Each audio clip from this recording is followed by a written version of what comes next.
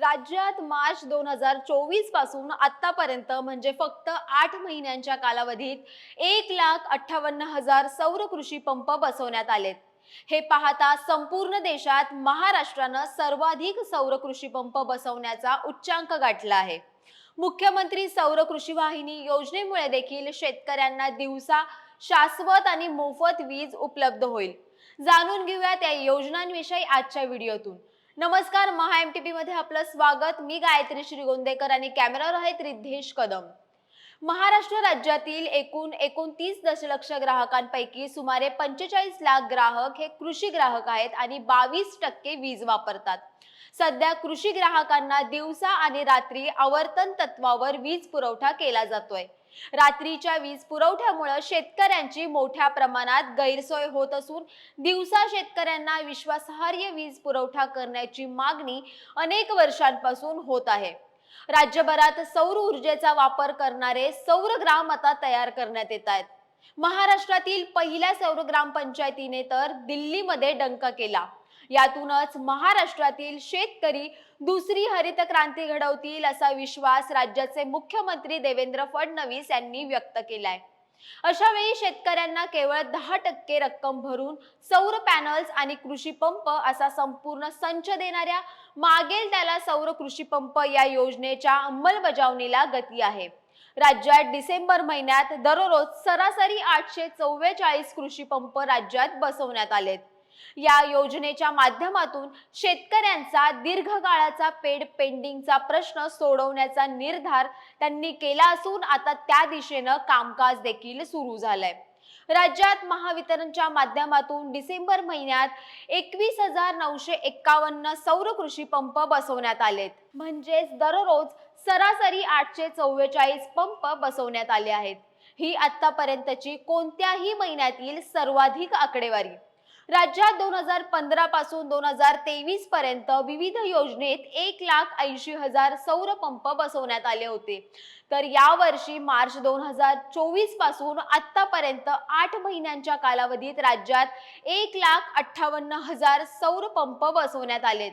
हे पाहता संपूर्ण देशात महाराष्ट्रानं सर्वाधिक सौर पंप बसवण्याचा विक्रम केला आहे. मागेल त्याला सौर कृषी पंप या योजनेत शेतकऱ्यांना प्रधानमंत्री कुसुम योजनेअंतर्गत केंद्र सरकारकडून 30% तर राज्य सरकारकडून 60% अनुदान मिळतं. त्यामुळे केवळ 10% रक्कम भरून सिंचनासाठी कृषी पंपांसह संपूर्ण संच मिळतो. अनुसूचित जाती व अनुसूचित जमातीच्या शेतकऱ्यांना केवळ 5% लाभार्थी हिस्सा भरावा लागतो. राज्य सरकारनं फेब्रुवारी महिन्यात अर्थसंकल्पात या योजनेची घोषणा केली होती. राज्यात 10.5 लाख सौर कृषी पंप बसवण्याचं उद्दिष्ट ठेवण्यात आलंय. त्यामुळे कृषी पंपांसाठी पैसे भरून वीज कनेक्शनची प्रतीक्षा करणाऱ्या सर्व शेतकऱ्यांचा पेंडिंगचा प्रश्न सुटणार आहे. मागेल त्याला सौर कृषी पंप या योजनेसाठी महावितरणनं स्वतंत्र पोर्टलची निर्मिती केली आहे. शेतकऱ्यांनी पंपासाठी ऑनलाईन नोंदणी केल्यानंतर महावितरणकडून अर्ज मंजूर केला जातो. त्यानंतर शेतकऱ्यानं त्याचा हिस्सा भरायचा असतो. शेतकऱ्याकडून पंप बसवण्यासाठी एजन्सीची निवड केली जाते. पंप बसवण्याच्या ठिकाणाची महावितरण, एजन्सी व शेतकरी अशी तिघांकडून संयुक्त पाहणी होते. त्यानंतर कार्यादेश दिला जातो आणि शेतात पंप बसवला जातो. पंप बसवणाऱ्या एजन्सीवर पुढच्या काळात देखभाल आणि दुरुस्तीची देखील जबाबदारी आहे. सौर पॅनल्स मधून 25 वर्ष वीज निर्मिती होत असल्यानं तेवढा काळ शेतकऱ्यांना कृषी पंपाचं वीज बिल येत नाही. हे पंप पारंपरिक वीज पुरवठ्यावर अवलंबून नसल्यानं शेतकऱ्यांना त्यांच्या मर्जीप्रमाणे दिवसा कधीही सिंचन करता येतं. त्यामुळे दिवसा वीज पुरवठ्याची शेतकऱ्यांची मागणी पूर्ण होते. यासोबतच मुख्यमंत्री सौर कृषी वाहिनी योजनेमुळे देखील शेतकऱ्यांना दिवसा शाश्वत आणि मोफत वीज उपलब्ध होईल. मुख्यमंत्री सौर कृषी वाहिनी योजना नावाची एक अभिनव योजना जून 2017 मध्ये सुरू करण्यात आली, ज्यामध्ये 2 मेगावॅट ते 10 मेगावॅट क्षमतेचे विकेंद्रित सौर प्रकल्प कृषी प्रधान उपकेंद्रापासून 5 किलोमीटर त्रिज्येत स्थापित केले जातात. हा प्रकल्प राज्यातील शेतकऱ्यांना 16,000 मेगावॅट इतकी वीज देतो.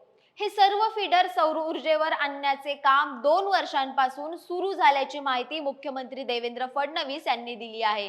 यासोबतच टप्प्याटप्प्यानं हे सर्व फीडर सौर ऊर्जेवर आणण्यात येतील असं देखील त्यांनी सांगितलंय। महाराष्ट्र सरकारनं मुख्यमंत्री सौर कृषी वाहिनी योजना 2.0 मध्ये सुधारणा केली आहे। या योजनेचं उद्दिष्ट 2025 पर्यंत 30% फीडरचं सौरीकरण करणं असं आहे। त्यासाठी 7000 मेगावॅट विकेंद्रित सौर प्रकल्प कार्यान्वित केले जातील, ज्यामुळे शेतकऱ्यांना दिवसा देखील वीज मिळू शकणार आहे। या संपूर्ण विषयाबाबत तुमची काही मतं असतील तर ती आम्हाला कमेंट बॉक्समध्ये नक्की कळवा। MahaMTVच्या फेसबुक पेजला लाईक करा, आमचं YouTube चॅनल आहे ते देखील सबस्क्राईब करा आणि अशाच अन्य घडामोडींसाठी आमच्या www.mahamtv.com या संकेतस्थळाला नक्की भेट द्या। तूर्तास धन्यवाद।